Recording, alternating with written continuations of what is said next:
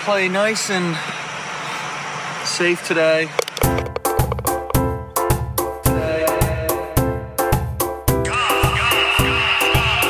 I'm in my prime. These guys are stuck in the mud, stiff as a board.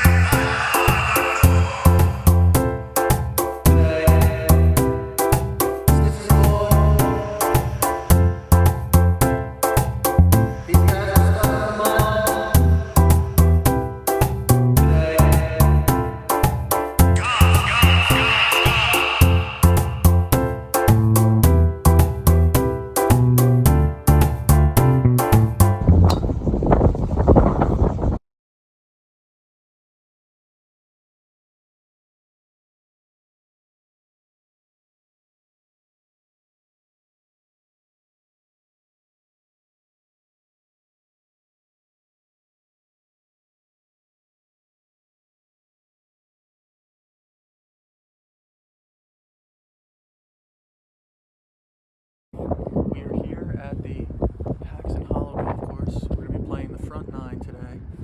I'm about a 20 handicap, and I'm playing against Matt Jr., who is also about a 20 handicap. And he's very confident today. He's got some new clubs. He has the P770s, which are the famous clubs that Tiger Woods uses. And I'm happy that he's confident, because it makes my victory with clubs from the 1990s that much better. The Wilson Pro Staff, baby. We're playing this in mid-January, so the course conditions are a little bit rough. We're just doing 9 holes today. I got on the pure petroleum-based waterproof shoes made of pure oil. And we're tied after hole 1, 6-6. Double bogeyed the first one and some pretty bad putting. Let's see if we can get some recovery on this one. Hopefully birdie it. Little 3-footer putt to go in. We'll see what happens.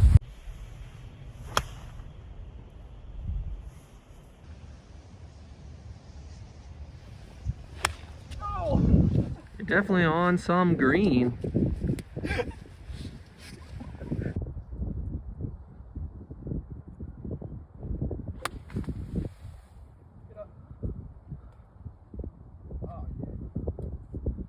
Pretty good. Wilson clubs from 1996. Hole number 4 for Justin. 145 yard par 3.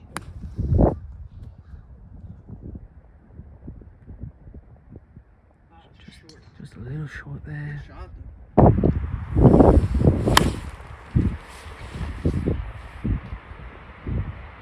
Oh, gently on the edge of the green.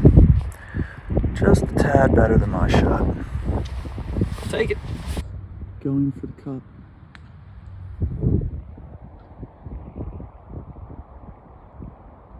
Oh, just into the sand there.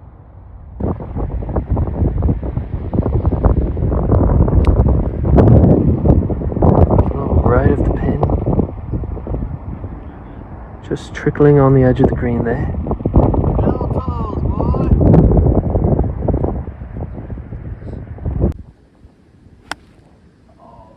A little bit of a topper, but he's rolling up, trickling left side of the green.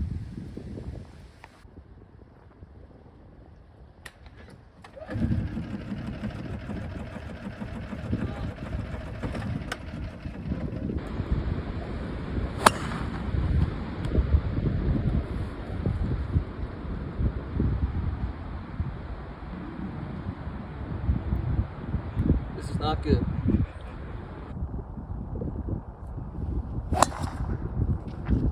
Straight at laser beams. Nice.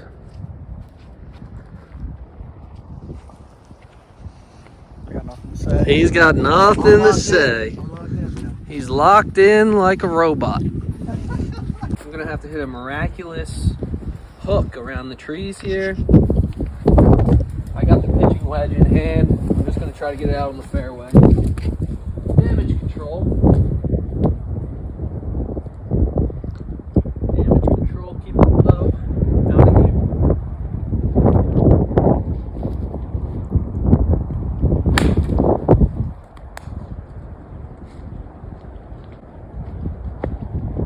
That's what I wanted.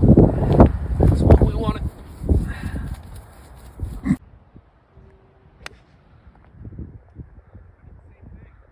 Justin pushes it out between the trees, just like me.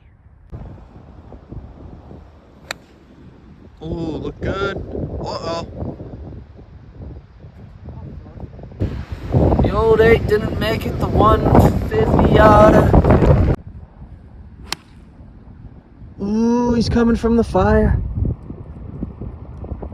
Oh, right in the same spot as you. Oh, it looks good. Good placement. Pivot here again. His own attempt to flip the shot. Oh, this is running. Take it. You gotta film every shot.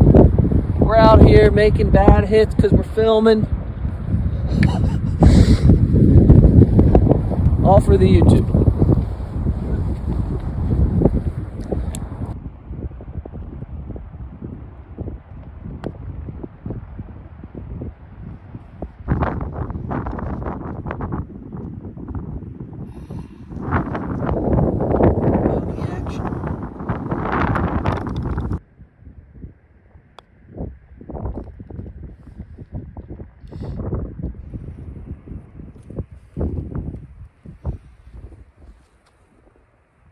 Double bogey.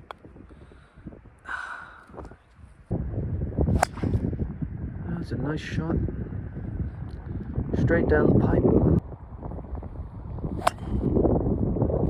Little toey. In first place.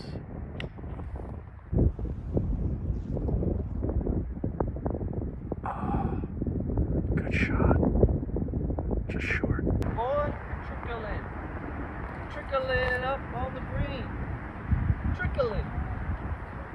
I'm just trickling.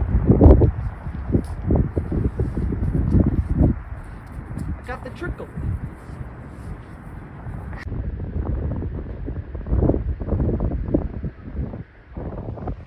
Oh, I didn't quite make it.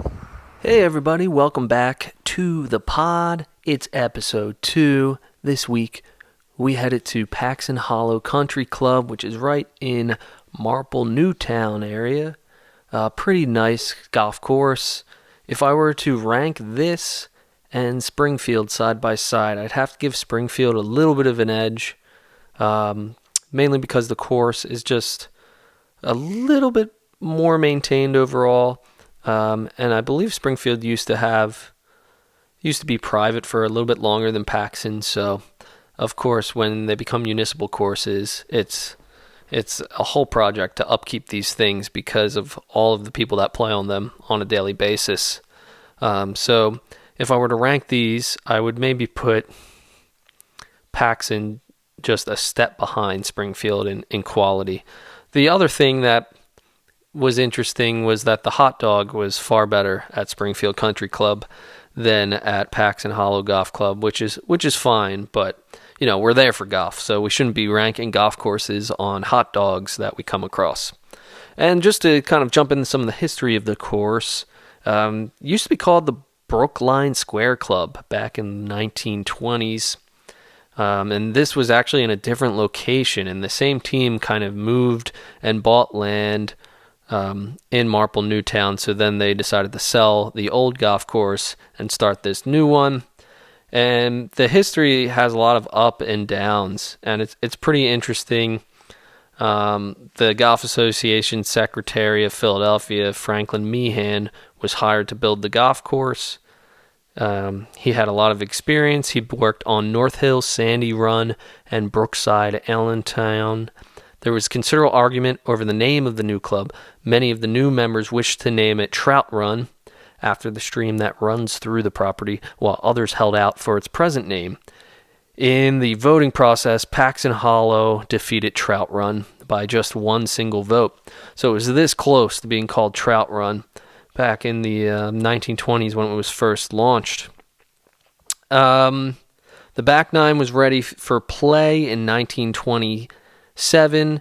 They originally opened in 1926. By 1936, literally 10 years later, the club was kind of in really bad financial condition and was taken over by Gerard Trust for a mortgage of $140,000. So you could buy a golf club in 1936 for $140,000. Beadle operated the club for the bank for several years, and his name became synonymous with Paxon Hollow. After World War II, a number of golfers wanting a private golf facility of their own leased the club from the bank and named their organization in honor of their old clubhouse, White Manor Country Club, which is actually based right off of Providence Road in Willistown, and that course is a really nice one. Of course, we can't rank the private courses because it's just unfair to rank private courses with the public courses. So I would still say Paxon is one of the top 5 in Delaware County, at least. It might be number 3, Springfield number 2, and Glen Mills I would have to rank as number 1, but we'll be playing Glen Mills soon enough, so you'll see that one out there as well. In 1962, Ralph Bodek, a Delaware County builder, purchased the club for a sum in excess of $600,000 and was unsuccessful in his attempt to rezone the property for real estate development. So this guy tried to turn it into some housing. He operated the club as a semi-private golf club until 1966, when he decided to change it to a public facility. And since 1967, the club was purchased by Marple Township for slightly more than $1 million. During the ownership of White Manor, the back 9 holes were changed considerably. Of the original back 9, only the 11th, 12th, 14th, and 15th remain unchanged. The course has been the site of many professional and amateur tournaments and has hosted such great players as Walter Hagen, Art Wall, and Ed Dudley. You can be proud to play Paxon Hollow, a historic, classically designed golf course that has done much to enrich the fine tradition of golf in this area. And if you look at our scores right here, it wasn't that pretty. It was a pretty rough course. We played it in January, so we were getting a lot of kind of bad shots off the tee and just having to mitigate those. But I overcame some of that adversity and came out on top.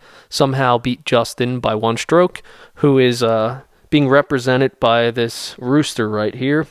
He couldn't make it again for the second podcast, so this is our new podcast host, this rooster, and he offers about as much as Justin does towards this podcast.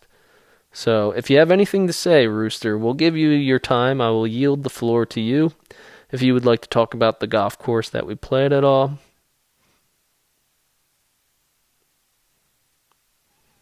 He's got nothing. He never has anything. He has nothing to say. Still nothing. Berate him, and doesn't hold any value to him. But yeah, I would highly recommend this course. It was really cool. It's very close to where we live, so it's a 15-minute drive for me to get there, and the cost was very nice as well. We actually intended to only play the front 9, and that's what we filmed. And then as we started to come around the turn, we checked in with the clubhouse to see if we could play 9 more. And one of the gentlemen came up to the door and he said, "Just go." And we were like, "But we didn't pay for all 18." And he just said, "Just go play it." So that was really cool of them to allow us to play the back 9 for essentially free. We paid $30 in January to play 9, and they essentially just let us go. So $30 for 18 holes with a golf cart is unheard of, and it is a pretty nice course. It's not quite as long as Springfield's 1,000-yard range. The rating is, I believe, a 69 for this course, which tells you it's difficult, but it's kind of scratch golfers could easily break the par here if they have a really good game. And of course, this was an okay round of golf for us, with Justin at a 47 and me at a 46. If we were to, go ahead and expand that out to 18 holes. That would be low 90s range, which we're pretty happy with for this early in the year. We're hoping to get into breaking 90 by the end of this season, so like July, August, before it starts to get freezing cold again here in PA. That's the ultimate goal. Hopefully we can do that sooner than later into the summer, but for now I'm content with hitting in the mid to low 90s until that time. So yeah, I would recommend this course. Really cool. I'm glad it isn't called Trout Run, but yeah, give Paxon Hollow a try. See if you like it. That's all, folks. Nice and safe today.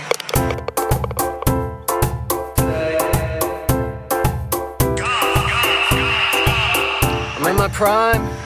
These guys were stuck in the mud, stiff as a board.